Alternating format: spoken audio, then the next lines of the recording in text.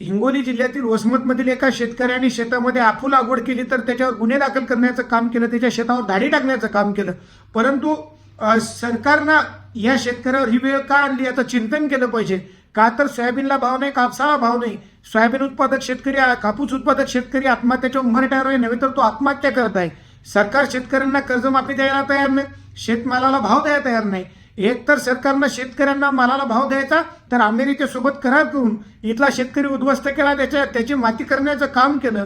म्हणून ज्याप्रमाणे देशातील राजस्थान, उत्तर प्रदेश आणि मध्य प्रदेशमधील शेतकऱ्यांना ज्याप्रमाणे आपूची शेती करण्यासाठी, खसखसची शेती करण्यासाठी परवानगी मिळते, त्या धर्तीवर महाराष्ट्रातल्या शेतकऱ्यांना सुद्धा आपूची शेती, खसखसची शेती करण्यासाठी परवानगी मिळाली पाहिजे.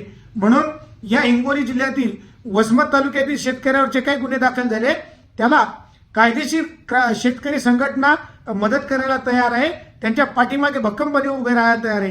का तर ही वेळ सरकारने जी या शेतकऱ्यावर आणलेली आहे असा आरोप आमचा या सरकारवर आहे. म्हणून